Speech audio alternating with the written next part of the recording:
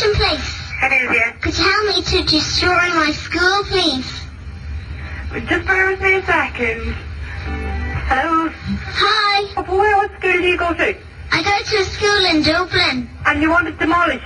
Yeah. Do you use a big wrecking ball, or how do you knock it down? A big ball. But hold on 1 wee second, please. Hello? I want you to help me destroy my school. You want it blown up?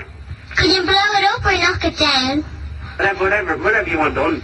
I'll blow it up, that would be better. Can you make sure that all my teachers are in there when you knock it down? I don't know if we get away with that now. I will, nobody likes them. They give me extra homework on a Friday and everything. Where are you calling from? From Dublin. What school in Dublin? The one that's about to fall down. And how much would it cost to knock it to the ground? It depends how big it is. Give me a ballpark figure. Well, Shirley, can you fax me through a photograph or a site plan or something? Right, I'll fax you through a plan of the school and my teachers' names. Yeah, no problem, yeah. And you just make sure that they're all in the building when you knock it down. You put all their names on it. I'll give you a price for each individual teacher. Sounds good. Oh, listen, I'll talk to you later, top man. Fine, good luck, hey. You look after yourself. Fill your boots, man. Desde sus orígenes, la educación argentina se ha caracterizado por el rigor y el autoritarismo. La etapa más extrema de rigidez fue sin dudas la última dictadura militar. Además de una normativa que no ocultaba la necesidad de ajustar la vigilancia sobre docentes y estudiantes considerados peligrosos, existieron medidas que regulaban la cotidianeidad de los alumnos, prescribiendo cómo debían vestirse y los modales que debían respetar. Para los varones, corbata, camisa blanca o celeste, pantalón de tela y zapatos, pelo corto, 2 dedos por encima del cuello de la camisa y no usar ni barba ni bigotes. Para las mujeres, pollera por debajo de la rodilla, zapatos sin tacos y medias 3/4, no usar maquillaje y el pelo recogido detrás de una vincha. El trato con los docentes y preceptores debía ser de usted, evitando todo tipo de familiaridad excesiva. La dictadura cayó y la normativa es otra, pero ¿cuál es la situación actual dentro de las escuelas?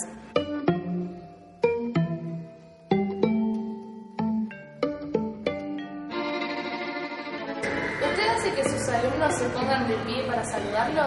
No. ¿Por qué razón?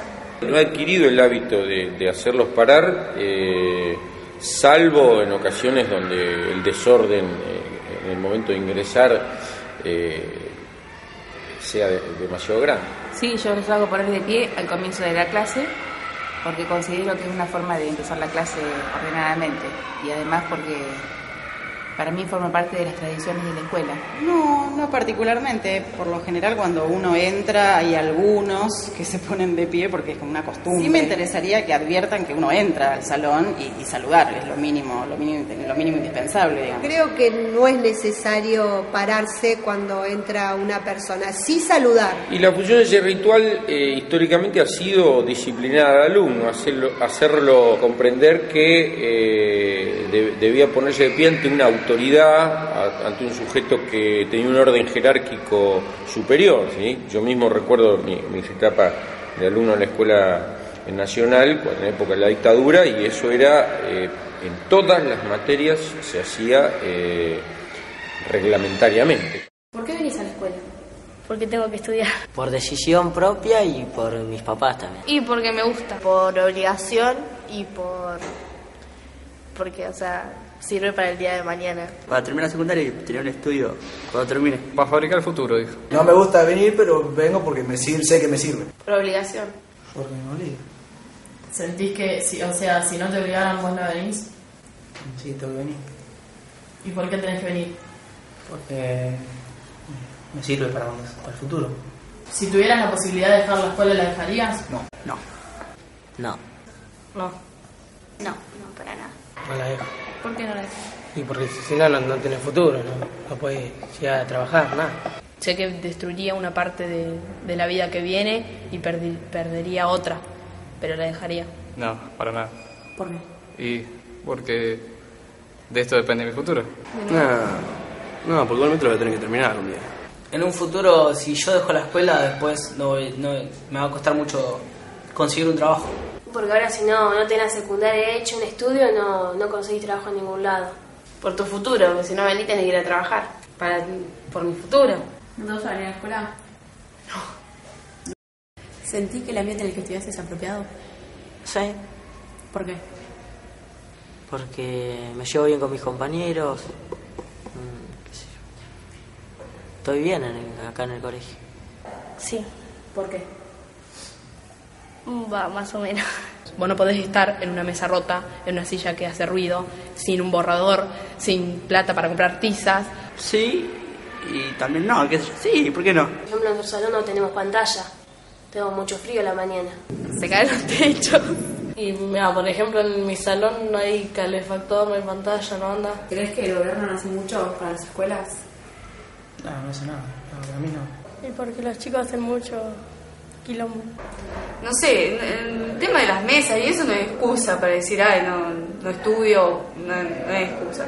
Pero a veces en el ambiente que no hay alguien que, por ejemplo, ponga firme a algunos que no dejan que el otro se exprese o pueda estudiar. ¿Eso pasa con todos los profesores o hay alguno que pone el punto a algo? No, con todos los profesores, la mayoría. Como están cansados, ya no saben qué hacer, ¿viste? Ya como que lo dejan pasar.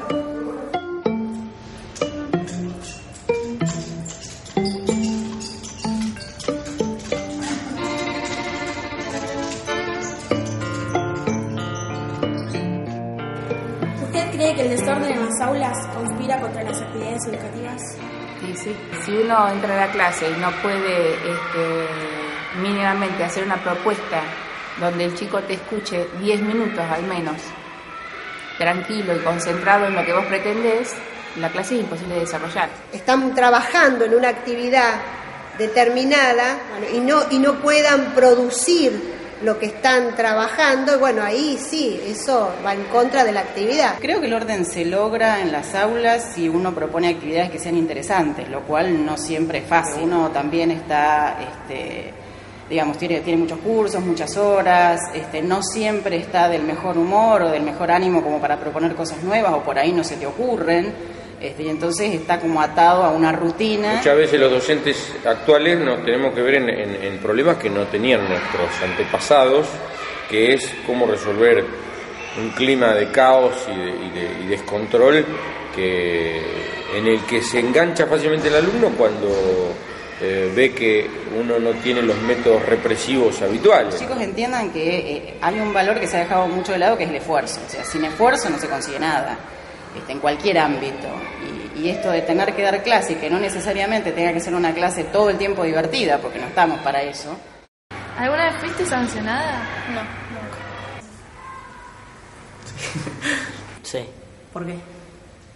Por pavadas. Sí. ¿Por qué? Por tener las uñas pintadas. No. Por entrar tarde, por olvidarme el boletín de asistencia. Me mando cagada, pero tampoco. Por prender fuego el pedo de un amigo. No. ¿Tiró un cohete dentro de un salón? No tuve amonestaciones, sino suspensión, que, bueno, es parecido. Por jugar con bombucha dentro del salón. Hablar en clase. Por llegar tarde nomás. Por escaparme del colegio. Al kiosco. ¿Por qué te escapaste del kiosco? Porque no hay kiosco acá. Porque me retiré del establecimiento. ¿Te parece bien que los chicos se escapen para ir al kiosco a comprar algo? Y si tienen hambre, sí. Y que pongan un buffet o que vendan algo, porque si no venís sin desayunar y estás 5 horas sin comer, cualquier chico se puede desmayar. Es un problema. ¿Tenés alguna sanción que no estés de acuerdo? Sí. ¿Cómo cuál es? Y por la combinación de firma, por ejemplo, no traer el boletín firmado, todas esas cosas. ¿Te pensás que hay profesores o preceptores que tienen ya marcados alumnos? Sí. De años anteriores, puede ser de años anteriores. Que le digan que se portaba mal o algo y ya directamente vienen a tratarte mal o directamente a la sanción. Porque si estoy yo con vos, obvio que la sanción va a ser más grande para mí. ¿Por qué? ¿Por qué? Porque acá en la escuela ya me conocen todos. ¿Cómo te tienen catalogado? Y como que me porto mal, que hago quilombo. ¿Y a vos te parece justo que te tengan catalogado así? No. Por ejemplo, el nieto de la directora hace de todo en el colegio y no le hace nada. ¿Estás de acuerdo con el sistema de amonestaciones? Sí. Porque nunca fuiste. Claro, te peleas con uno. Te tiene que molestar, algo te tiene que decir. Y yo creo que la amonestación te hace pensar. Y porque hay veces que los chicos hacen cualquier cosa y no le dicen nada y entonces lo vuelven a hacer. Y si vos los sancionás, aprenden. ¿Siempre aprenden? No. Sí, creo que tendría que ser más riguroso inclusive. La otra vez estaba en una hora libre y no estábamos yendo y silbé y me querían hacer amonestar. Cuando van a fumar al baño, a veces no le dicen nada. Los que fuman en el baño. ¿Estás de acuerdo con el sistema de amonestaciones? Sí. ¿Se aplican con justicia? No, ¿Por qué? porque hay compañeros que se portan mal y no lo aplican. ¿Conoces el acuerdo institucional de convivencias? Sí, pero no me acuerdo. Los fotocopié y los tengo pegados en el cuaderno, pero no los leí. Sí, ¿Estás de acuerdo con lo que dice? nunca lo leí, pero sí.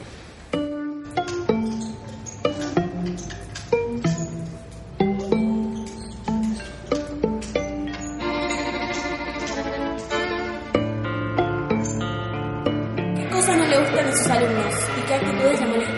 A mí lo que no me gusta del alumno es que no entienda cuál es su rol y cuál es el mío. Sí, nosotros los trabajadores de educación venimos a la escuela básicamente a trabajar y el alumno muchas veces viene a otra cosa, que en ocasiones el alumno no sabe a qué viene. El no ubicarse por ahí, ¿no? El pensar que porque son chicos tienen todos los derechos, que sí los tienen, pero acompañado o con ello van obligaciones también. Y el profesor entiende al alumno y el alumno entiende al profesor. Entonces yo trato en mis clases de que se comprenda a qué vengo yo, ¿no? Y ahí empieza la cuestión. Entonces empezamos a negociar. Por supuesto que la responsabilidad sigue siendo mía, porque soy el que está frente de la clase y soy el que de alguna manera entiendo toda la situación. Una de las cosas que me molestan es, bueno, que no escuchen cuando uno le está hablando, que no saluden. Me gustaría un alumno que con un nivel político mucho más elevado, con un nivel de exigencia mucho más elevado hacia nosotros. Me gustaría que el alumno sea mucho más inquieto. Tal vez esto sería perjudicial para nosotros mismos, ¿no? Pero cuando un alumno es exigente, cuando un alumno requiere, es preguntón, es curioso, se transforma medio, es un poco hincha también, ¿no? Todo el tiempo con los celulares, que se distraen, incluso en la clase. Yo soy bastante tolerante en el sentido de que, bueno, guarda el celular, no lo uses, estás en clase. Pero llega un momento que se pierde toda la situación de clase porque están en otra cosa. Realmente el alumno, al no tener un interés casi nulo en los contenidos, se transforma en un sujeto bastante poco comunicativo, más bien aburrido, ¿no? Es porque, bueno, los códigos fueron cambiando y eso también genera por ahí algunos roces entre los adultos, entre los chicos, porque no lo que para a lo mejor a un chico le parece que es habitual, es común, para el adulto no. Lo entiendo como parte de un momento histórico muy particular, ¿no? Que a veces es contradictorio, porque los mismos alumnos se asombran de que dirigentes juveniles que en este momento están en las tomas de colegio en la capital federal tengan la misma edad. Me molesta que ellos no puedan llegar a comprender que ellos pueden ser actores de cambio, factores de cambio de su propia educación, ¿no? ¿Cómo son tus profesores? Algunos buenos, otros no sé, malos. Bueno. ¿Todos? No. Uno bueno y otro malo. ¿Por qué malos? Sí, porque el de social es muy gritón. Algunos buenos y otros para la agricultura. Los mayores son buenos. Son muy estrictos. Antipáticos, no son macanudos. Claro, tienen mala onda. No sé, son diferentes. Que los profesores no respeten tu tiempo para poder hacer algo, me parece no una falta de respeto, sino una invasión. ¿Hay maltrato dentro del salón? Ya te digo, no de todos, pero de algunos profesores y de la forma de hablar, gritando continuamente, claro. ¿Cómo se dirigen a parece que gritan mucho? Ya te digo, no todos, algunos ni gritan, pero hay algunos profesores que se dirigen gritando directamente. ¿Y por qué pensás que gritan? Y porque los chicos no se ordenan y charlan mucho. ¿Ves mucha diferencia que hacen los profesores de los compañeros? Saben más, le dan menos oportunidades de hablar, o por ahí lo tratan mejor que a los otros que no estudian. ¿Y te parece mal eso? Y sí, tendría que ser con todos iguales. Sí, a veces un poquito de mal humor, la cara con que entran, o sea, cómo tratan a los alumnos. ¿Los tratan mal? Sí, a veces con un poquito de mal humor. ¿Por qué te pensás que es eso? Porque, no sé, desde su manera de ser o de enseñar. A veces por problemas que vos tenés no podés estudiar y o te dan muchas cosas para hacer para el otro día y vos tenés otras actividades también que hacer. Creo que habrá uno o dos más o menos que te explican, viste, que no tenés que estar copiando todo el tiempo. Te dan el libro y tenés que copiar y es para entretenernos, para que uno, viste, porque ni siquiera te explican de lo que se trata el tema o algo.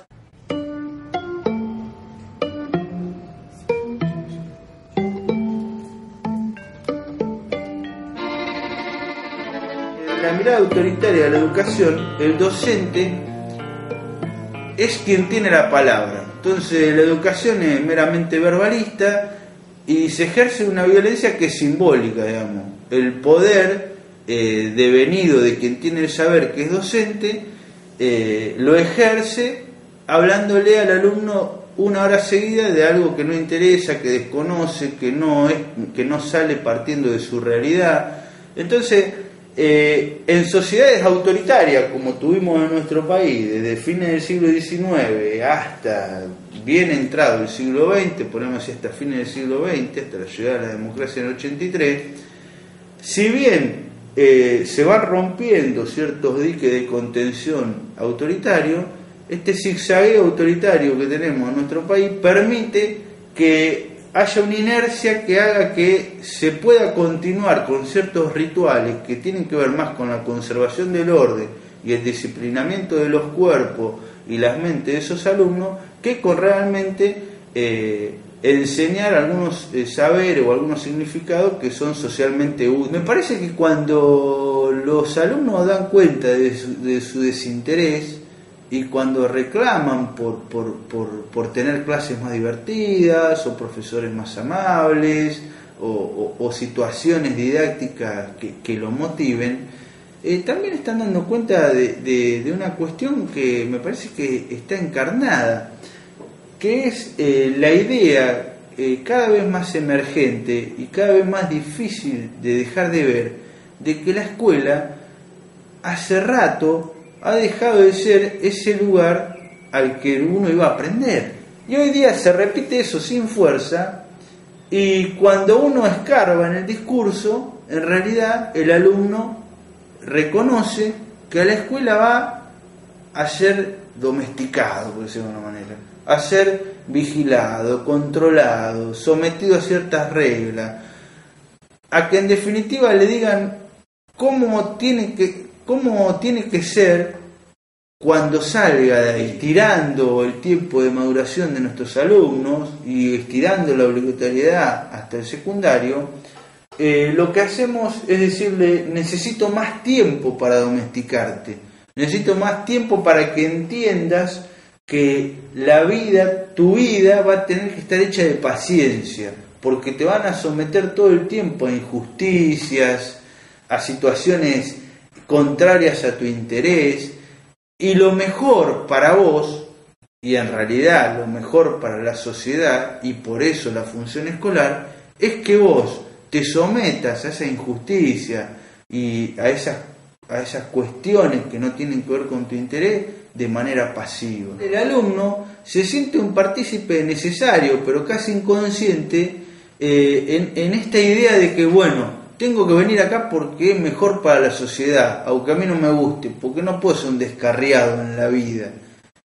Y por otra parte me parece que tiene que ver con que las sociedades, aún democráticamente, siguen siendo sociedades de vigilancia y control.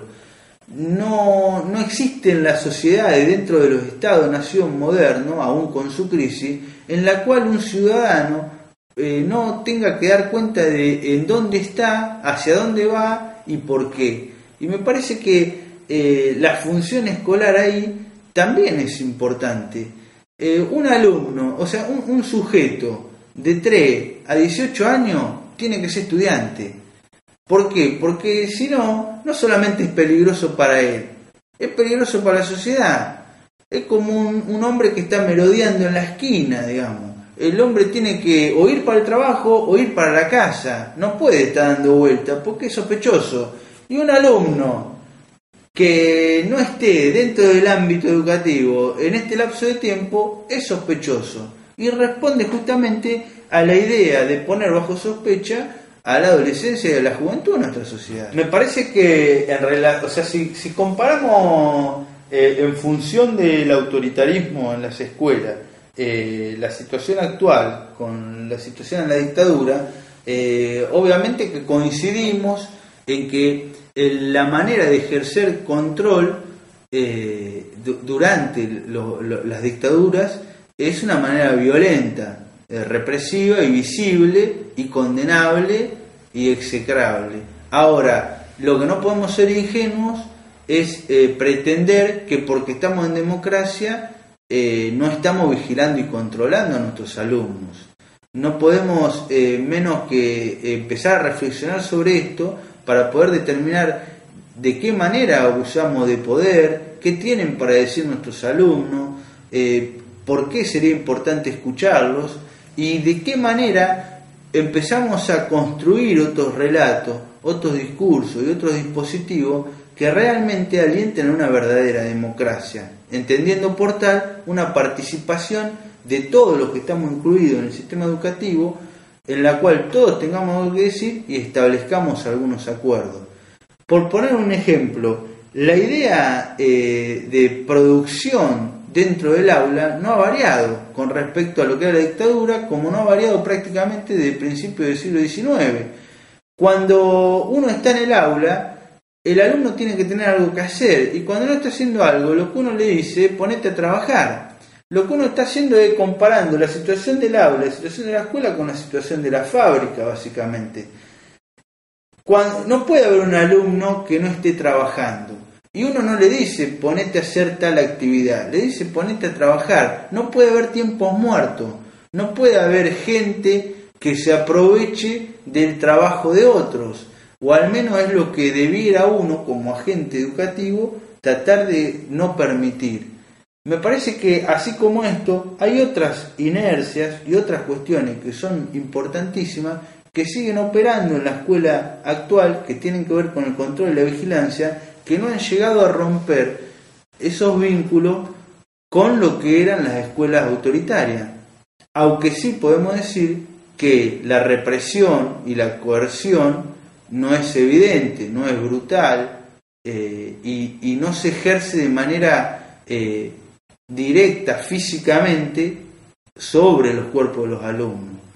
Pero sí el control solapado, difuso y opaco sigue operando sobre esos cuerpos y esas mentes para poder tenerla controlada.